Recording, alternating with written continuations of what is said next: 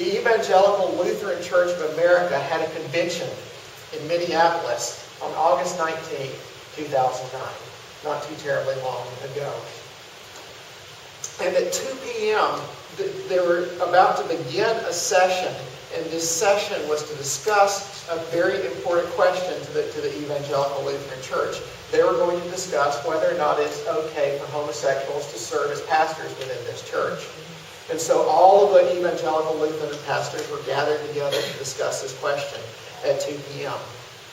Well, at 2 p.m., there was a tornado in Minneapolis. Weather experts did not expect the tornado at all. And they could not explain how it got there, where it came from. They said that there was no reason for there to be a tornado that day.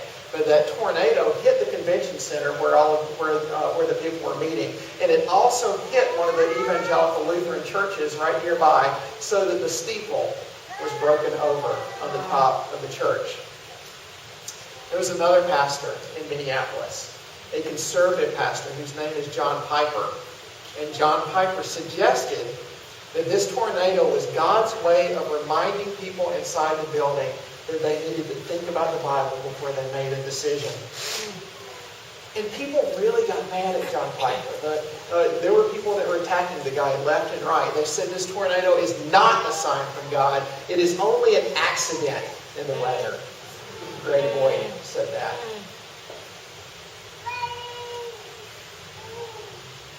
Your culture has a way of affecting the way you see the world, and these people were so blinded by their culture that they were unable to see the truth of the Bible.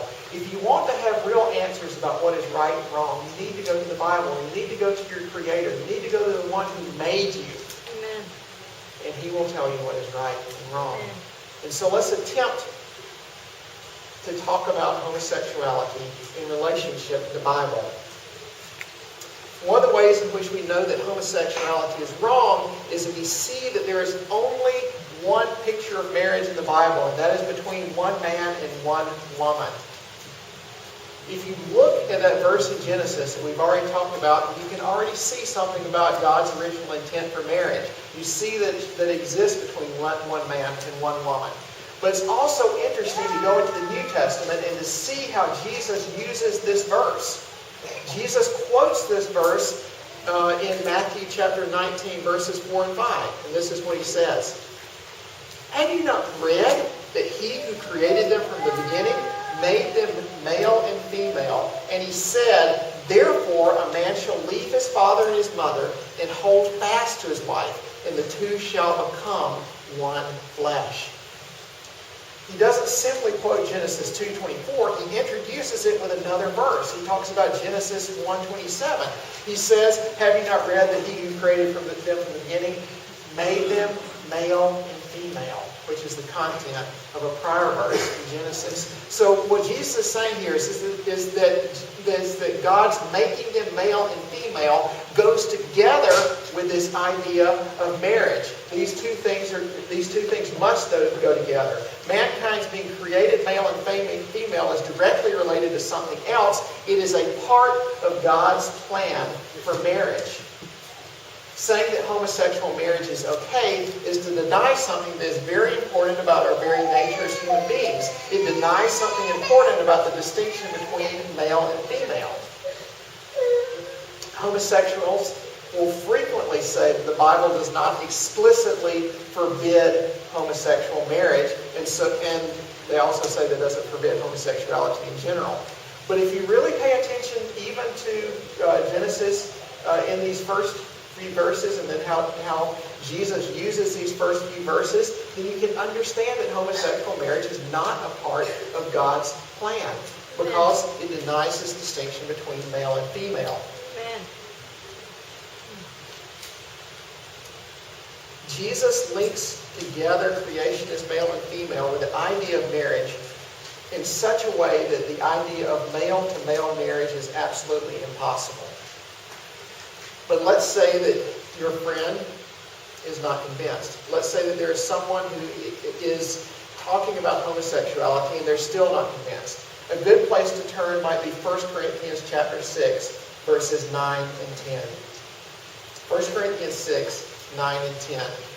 Do you not know that the unrighteous will not inherit the kingdom of God. Do not be deceived. Neither the sexually immoral, nor idolaters, nor adulterers, nor men who practice homosexuality, nor thieves, nor the greedy, nor drunkards, nor revilers, nor swindlers will inherit the kingdom of God. Unrepentant sin of any kind will keep people out of heaven. But as sin makes its way in someone's life, it will begin to grow and grow inside of a person's heart, and the result is worse and worse sin. This is a list of sins that characterize someone that is very, very far away from God. And on that list is homosexuality. Not only is homosexuality a sin, but is one of the very worst of sins, one that destroys the life of the sinner and hurts those around him or her as well. Another verse that is interesting is Romans chapter 1, verses 26 and 27. Romans 1, 26 and 27. For this reason, God gave them up to dishonorable passions. For their women exchanged natural relations for those that are contrary to nature. And the men likewise gave up natural relations with women and were consumed with passion for one another. Men committing shameless acts with men and receiving in themselves the due penalty for their error. If you look at Romans chapter 1, there's a passage that talks about the effects of idolatry. The context of Romans 1 is this. There are people who know about God. Anyone, no matter where you go in the entire world, knows something about the one true God. They know who He is and they know the things that He demands of them. But the tendency of men in their sinful nature is to turn away from this knowledge that they have and to turn towards idols. People worship things in creation as though it were God. And as a result of this idolatry, sin grows more and more. It is something that is restless. It is something that takes over them and takes over their entire society. So when we get to this verse in Romans 1:26 and 27, we can understand that the idolatry that is in their lives has reached its full potential when it reaches homosexuality. It talks about dishonorable passions, and that refers to sexual passions. And then it says that the women exchange natural relations for those that are contrary to nature.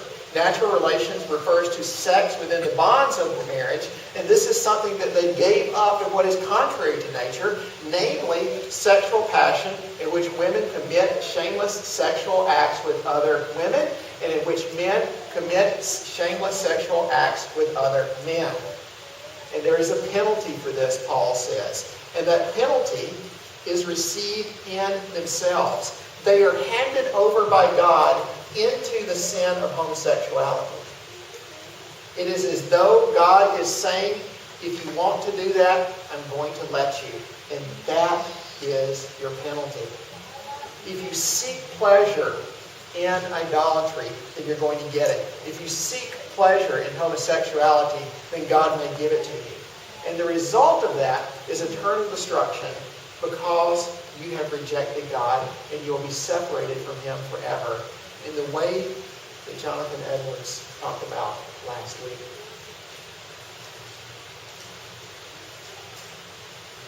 This is a very important issue for a lot of people in this room. The don't ask, don't tell policy is on everyone's mind if they're in the military. Don't ask, don't tell was a very liberal policy, it was at the beginning during the Clinton administration when it was introduced. It was considered to be a very liberal policy by the conservatives. Formerly, homosexuals could not serve at all within the armed services, but the don't ask, don't tell policy allowed them to serve as long as they did not advertise that they were homosexuals. They could be homosexuals, they just couldn't tell anyone. But they could serve in the military, and the don't ask, don't tell policy allowed them to do that, which they had not been able to do before. Ironically, today, don't ask, don't tell is considered to be very old-fashioned by a lot of people in America. In the rest of society, it is completely all right to be openly gay, to let everybody in the world